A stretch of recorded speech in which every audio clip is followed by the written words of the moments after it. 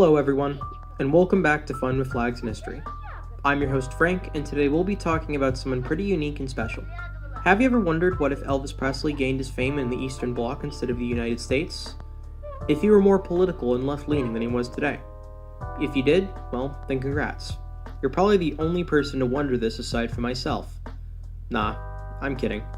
We're not talking about some crappy Superman-bred son fan fiction involving Elvis Presley. Is that certain people must die in order for the system to work. Wise words.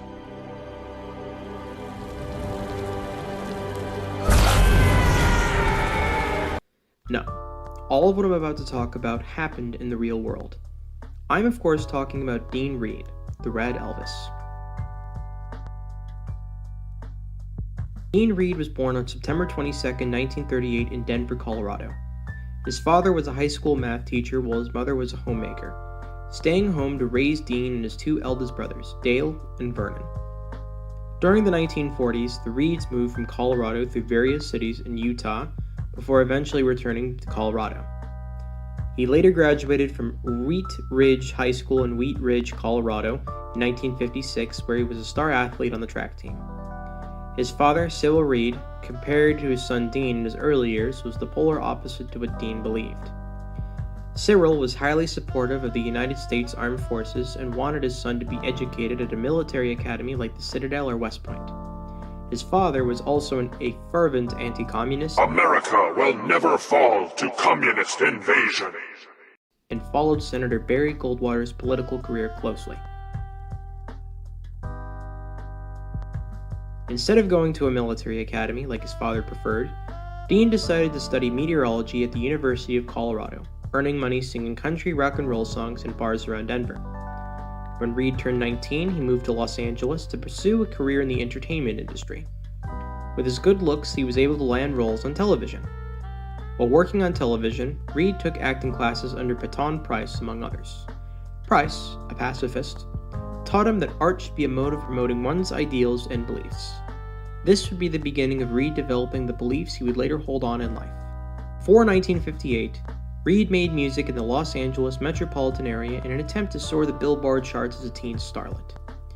One of his attempts was to sign under Imperial Records with his one-off single record Once Again. While he was not able to sign for Imperial Records, he was able to get a long-term recording contract with Capitol Records in 1958.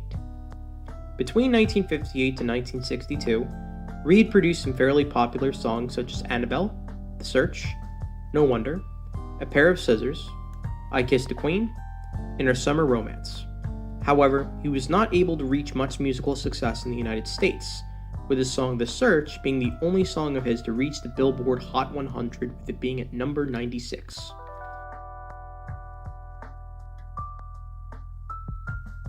In 1962, Capitol Records sent him on a 40-day tour through South America, namely Brazil, Chile, and Peru, as he was slightly more popular over there. In fact, prior to his tour, his song Our Summer Romance was a hit in South America. While in Chile, Reed then began to develop his left-wing political ideology, where he began to speak out against economic inequality and oppression internationally. He also protested the development of nuclear weapons in U.S. foreign policy and performed in poor areas of cities and even in prisons for free. During his live concert performances, he was accompanied by the group Los Dominantes, a rock band from Lanús, formed by Juan Luis P., also known as Ricky, on the keyboard, Carlos Reale, or Charlie, on the bass, Dardo Rivero on the first guitar, Juan Chiarello on the second guitar, and Jacinto Atencio on the drums. Reed made numerous albums and movies, toured extensively, and even appeared on his own television programs in Buenos Aires, such as Sábados Continuados, with the appearance of Antonio Carrizo. On July 1965, he went to Europe for the first time, performing before the World Peace Congress. He traveled frequently to Spain and Italy, and in 1966, he went on a singing tour through the Soviet Union. After honing a level of fluency in Spanish, Reed stayed in Argentina for 4 years before being kicked out by the Argentinian military junta that took power in 1966. From 1967 to 1969, Reed lived in Rome, acting in television commercials and spaghetti westerns such as Adios Sabada. He toured Central and Eastern Europe, including the Soviet Union, where he was immensely popular.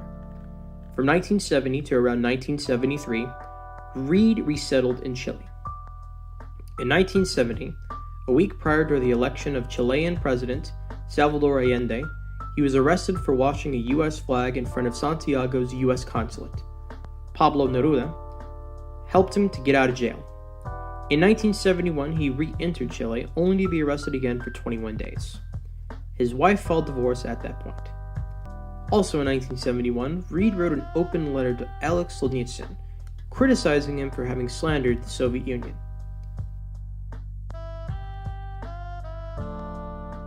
In 1973, Reed resettled permanently in the German Democratic Republic, better known as East Germany, where he continued to work in the film industry, writing, directing, and acting. Over the years, he played in 20 films, produced 13 records, and gave records in 32 countries. The majority of his songs during this period were uncertified covers of successful hits of Chuck Berry, Elvis Presley, the Beatles, and others. In 1978, he directed and starred in El Cantor, also known as The Singer in English, a biopic about his friend Victor Jara, the popular Chilean singer-songwriter murdered by the military after the 1973 coup d'etat against President Salvador Allende. Despite following and supporting the politics of his newly lived communist home of East Germany, Reed never joined the Socialist Unity Party of Germany, the ruling party of East Germany. Reed also professed his love for his country of the United States, as he wrote many songs about the United States. He also refused to renounce his citizenship to the United States and even continued to file his taxes for the IRS. However, Reed was critical of the economic and foreign policy of the United States, which made him a very controversial figure in the United States. In a 1986 television interview on CBS's 60 Minutes, he defended the Soviet intervention in Afghanistan and the building of the Berlin Wall, to which he stated it was for self-defense, and compared U.S. President Ronald Reagan to Soviet dictator Joseph Stalin, which angered many in the United States, including Reed's family and friends. Following the interview, Reed received hate mail from the U.S. accusing him of being a traitor and a communist. 6 weeks after the interview, Reed was found dead in Zunther Lake near his home in East Berlin. Officially by East German medical authorities, it was ruled as an accidental drowning in his autopsy, but many of his friends and family inside and outside of East Germany suspected either suicide or foul play was involved. Reed's suicide note was later found on the back of a screenplay in his car. In it, Reed expressed his regret about his crumbling relationship with his third wife. He also apologized to Erich Honecker, General Secretary of the SED, and he personally for his actions which could have resulted in a bad image for the GDR. The note was put into state files as classified information, which did not resurface until after German reunification. Eberhard Fensch, who was addressed in the note, later said, "The reason was to spare his wife's feelings. There was no other reason. The letter even contained a greeting to Erich Honecker. Why would we ever cover that up?" Despite Reed's premature death in 1986 and fall to obscurity over the years, Reed's legacy is still continued through the Dean Reed Peace Prize that is held by the University of Colorado each year in Reed's memory. Reed also has been depicted in documentaries and even a musical about his life entitled The Czar of Rock and Roll, albeit some details have been changed within the story. Alright guys, that will do it for today. If you enjoyed this video, be sure to give it a like. If you also want to support this channel, be sure to subscribe and click the notification bell to be the first to watch this video. Anyways guys, this is of course Frank with Fun with Flags and History, signing off. Have a good one.